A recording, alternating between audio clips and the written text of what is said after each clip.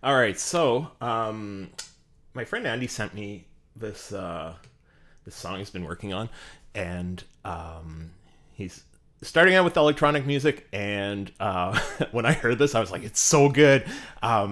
Anyways, I wanted to work on it. He asked me if I wanted to work on it, and I did. So this is what we had at first.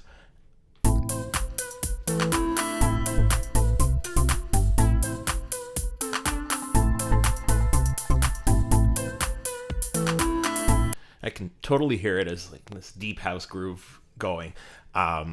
So what I did, okay, I was just gonna bring it in to a new session. All right, so I ended up doing a whole bunch of stuff to it, and I hope I can remember everything, but we'll go through it bit by bit and see what we have here. Um, so basically, this is what it sounded. Well, you heard what it sounded like before. This is the after.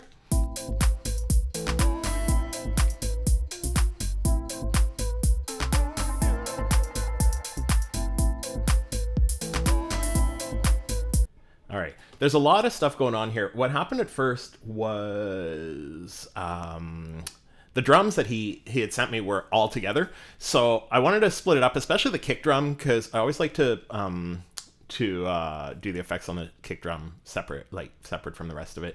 The ideal is having all of the drums separate, but the kick drum is one that really needs to be dealt with separately. So I ended up getting him to send me a track without the drum, without the kick drum. And then I was like, you know what, that kick drum was great. So I asked him to send another one with the kick drum. So we did that anyways. We got that done, and this was the original kick drum here. Yeah, there's a bit of a lag with OBS running, but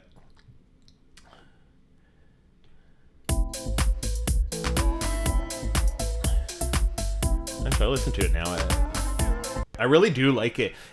It's got a lot of, and that's what he was saying. It had a lot of thump. That's what he really liked about it. But the groove I was going for with this track was a little bit lighter, so I switched the kick drum out to this one.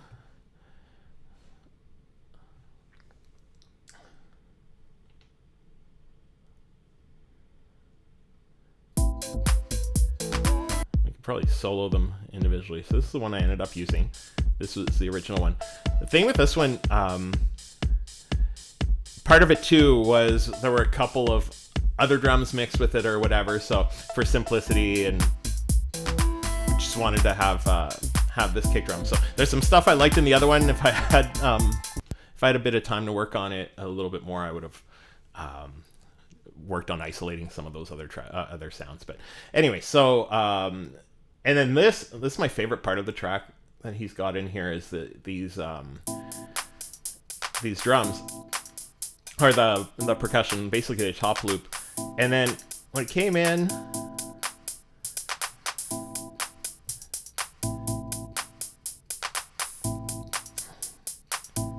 it's like this. You don't notice a huge difference, but you sort of see there's a lot of low end here.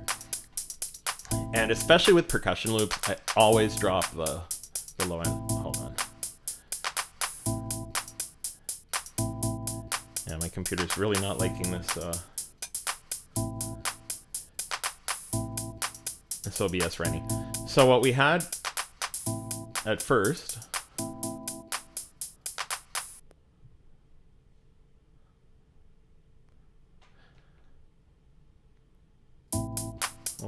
was this.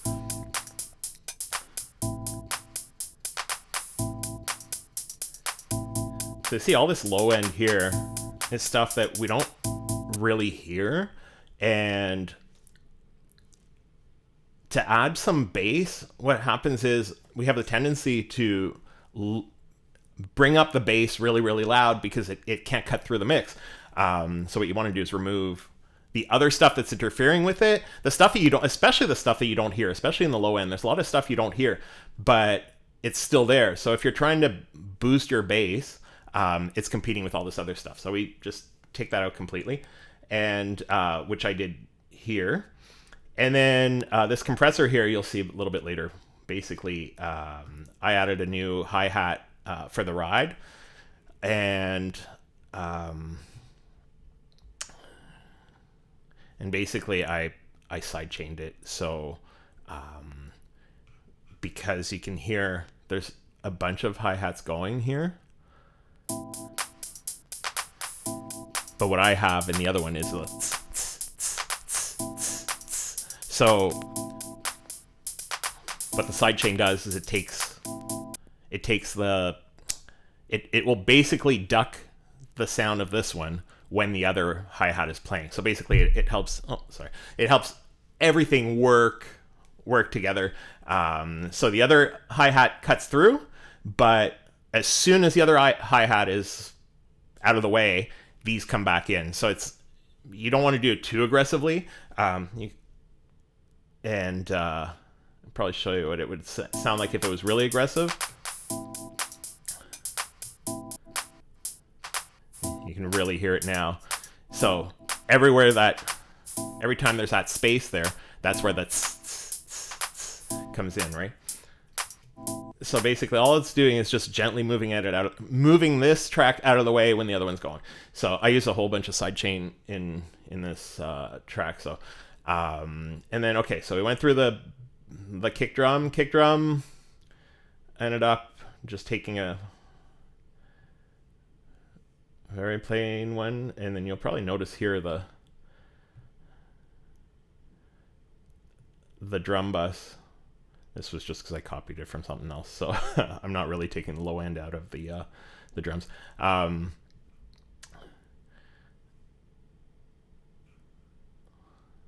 do we have here? Okay, so basically I just added the drum bus, which is a compressor in Ableton. Hold on, we want this here. You'll notice none of these have names. I'm so bad at organizing it.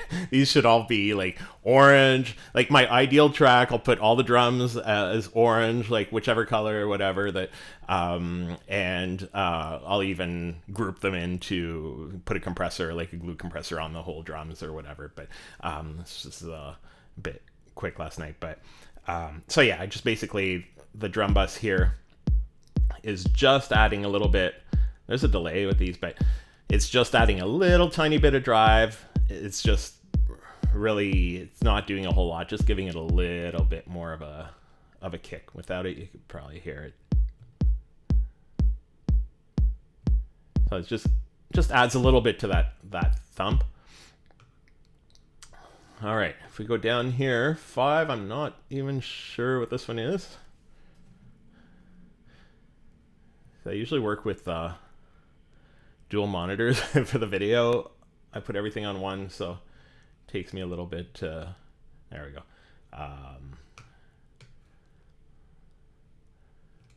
Yeah, I don't think there's anything on that track for some reason.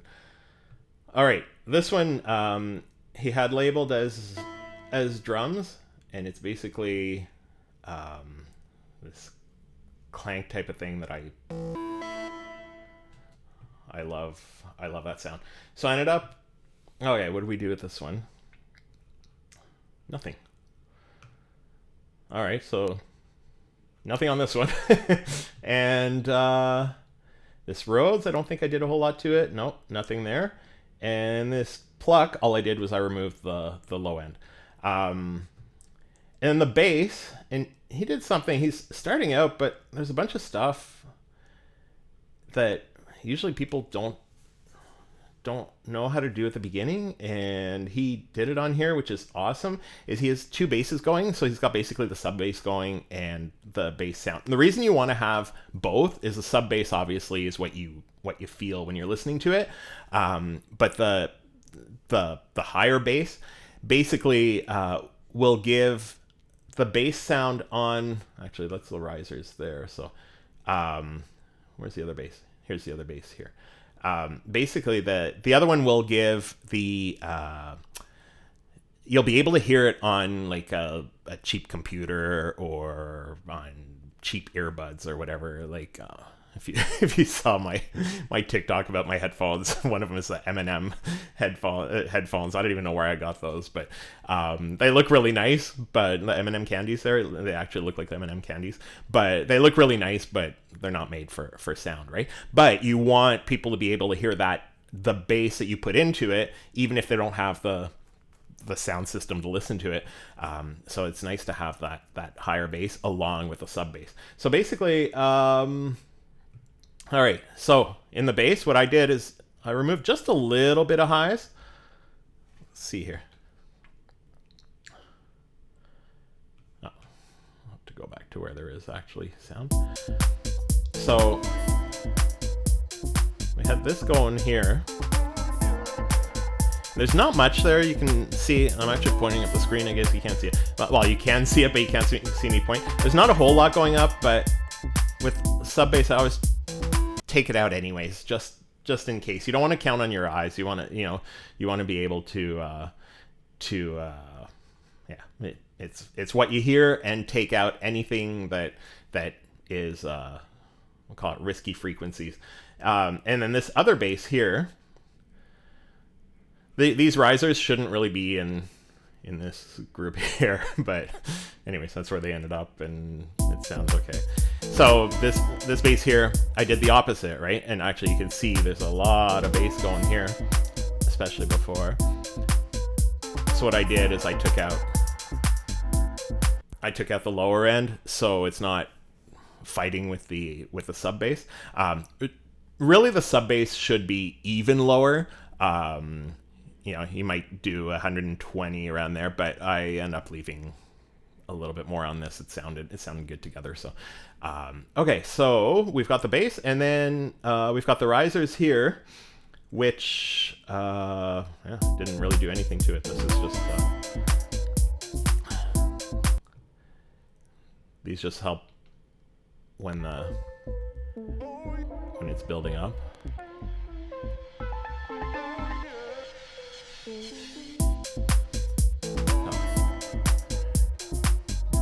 Pretty self-explanatory there. And then what do we have here?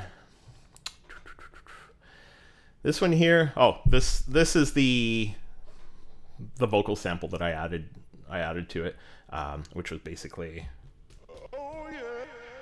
it was pitched up higher, and I just pitched it down to this. So and then I added a lot of this stuff, a lot of reverb, the delay, so everything's working together. I love this in Ableton, the Echo.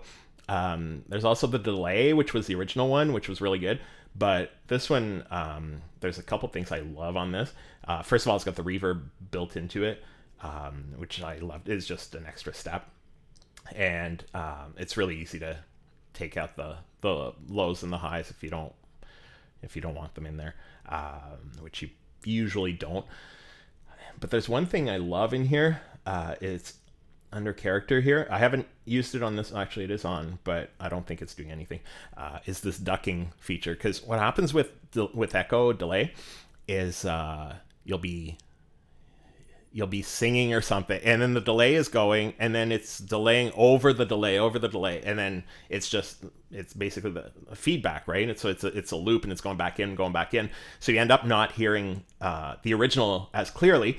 The trick to help with that is you can actually put the delay on ascend, and that way you've got the actual signal, and then you decide how much goes to it and how much comes back. But for stuff like this, I like to have it right built into the track.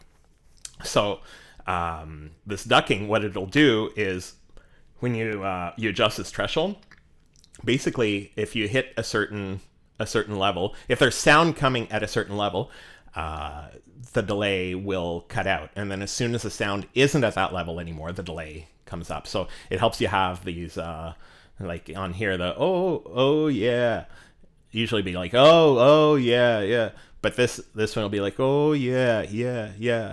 The delay will come in after. So it's sort of like on reverb, you've got a pre-delay. It's sort of the same thing, but it's basically, yeah, it's ducking, and it's awesome. Okay, so that's the vocal sample there that, yeah, pretty self-explanatory. I have it in every little while, just the O. Here, let's just solo this.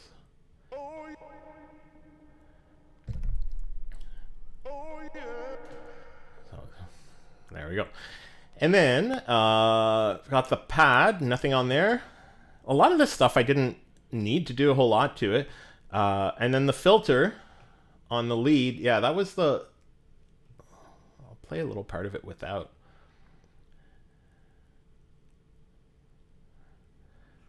Okay.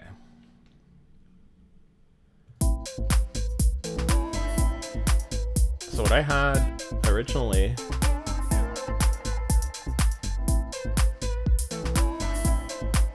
So to hear this lead, it's the same. It's the same the whole way. So here, I'll just play it on its own. I'm sorry about the lag here.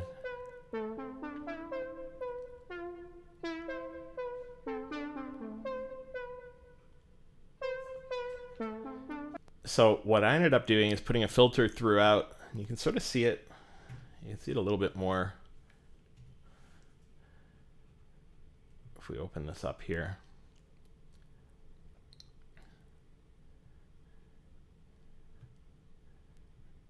Just show the automation. See? So what we have here, you can see, and then it opens up a little bit.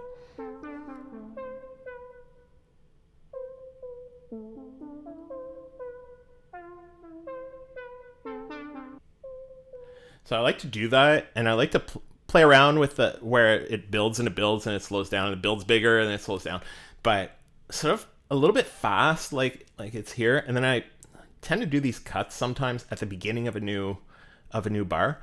So it's like it comes out and it just disappears, and it's like you still hear it. It never goes to zero. You can tell the lowest here is like 500k or 500 hertz. Oops. So you can still hear that. But it's just, yeah, it just helps build up the track. Then I added this reverb. This is one of my favorite reverbs, and it was free a while back at Native Instruments. And even if I had paid full price, I'd still love this thing, because it's got this sound for lush reverbs, and I've got a few of the, call them higher end reverbs and the R4 and a lot of the exponential audio reverbs that are fantastic. But this one, I tend to use this one a lot of the time instead. And a lot of the time, I think this one actually is on the just the default preset, and I made a couple quick changes or whatever. But I just use this on Ascent, and there's a couple of tracks that I sent to it. This was mostly for the vocal, I think. I'm trying to think. It was last night, but I already can't remember. Okay, it's on... Oh, this one, it's called Drums, but it's more of a synth line. Oh, actually, I think that's... Oh, I remember now. Yeah, so I used it basically for this one, and the reason I used it this way is... If I can find it here. Looking for the drums that aren't drums. Is it this one? This one here. So the reason I used it here is it should be the sound here. Show automation is right at the end. It was really, and at the end of the track, it's actually lower the whole time. And probably doing almost nothing. And then as the track gets to the end, and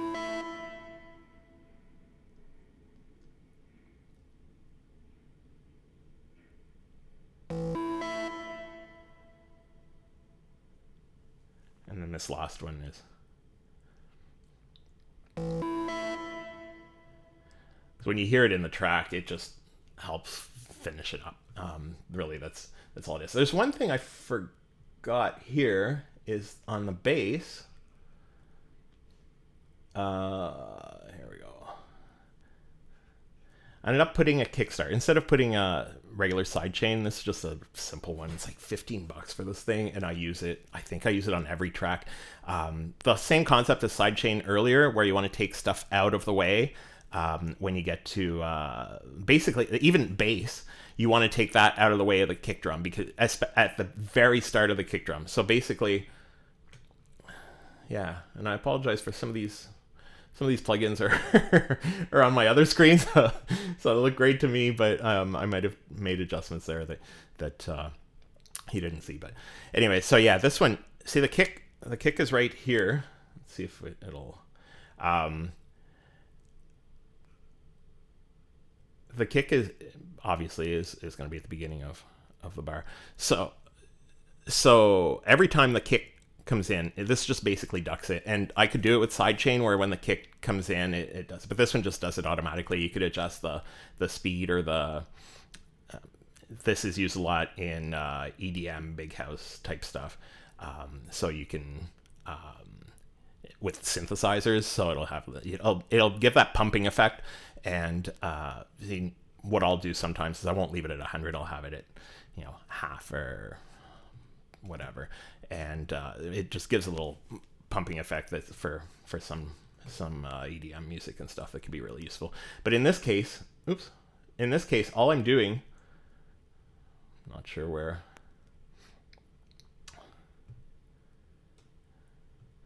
Okay, in this case, all I'm doing is just taking out the very, very, very, very start.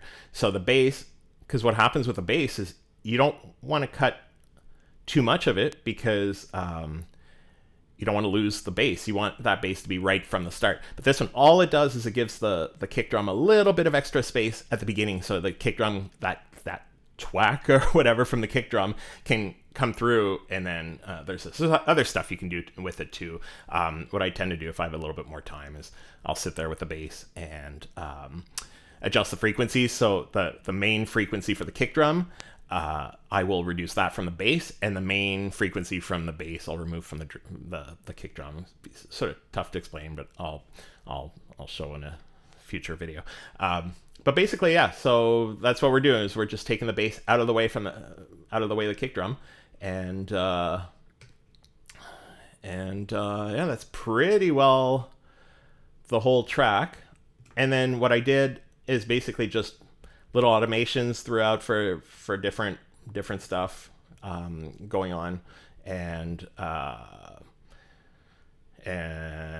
I'll play part of the track now that you know how it sort of came to be. I basically did a quick intro. Anyway, so let's listen to it.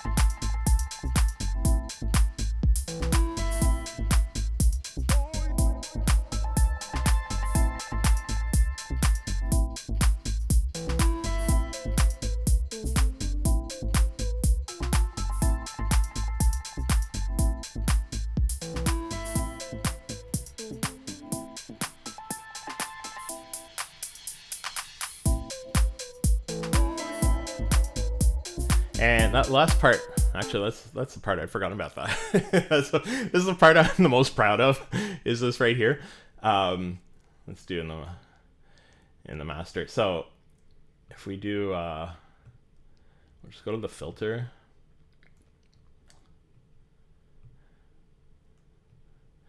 And then this, basically all I'm doing is this frequency right before the build up, or right before the drop, is I'm just slowly taking out for the whole track. And really, a lot of people do this on a mix bus, and then they send the mix bus to the I tend to do these things right on the master, and it makes sure nothing's forgotten, no track is missing, and yeah, so basically I'm doing the filter before everything else, so it's still getting this ozone 9s for the mastering and whatever, so all this other stuff happens afterwards. And this gain here too, hold on, should be, oh, that's the other thing I'm doing. So what you're going to notice in this part here where it sort of slows down and then it hits, you can tell not very much. This is just 2.69 dB. So basically not even 3 dB, just a little tiny bit. And it gets quieter, and then when the drop hit, it gets bigger. Some people drop the whole thing by 1 or 2 dB. I like to do it gradually as the thing is building up. I'm dropping the sound a little bit, so then it just hits even more, and you don't really notice. You never notice that it actually goes down because it's going down like 2.5 dB in 2 bars, right? So this is what it sounds like, and I'll put the filter back on.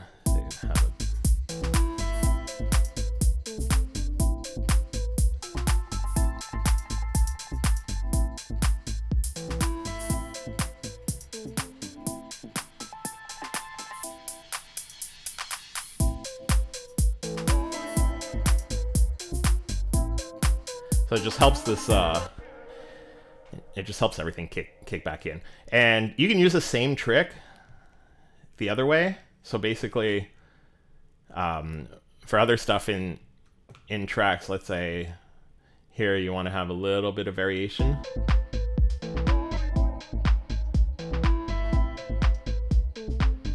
So you've got the normal thing, and then you could have, which is used a lot by DJs, and then. So anyways, you can play around with that, and yeah, that's how this new track came to be, or the start of this new track. So I hope some of these little things can help, and yeah, thanks for watching.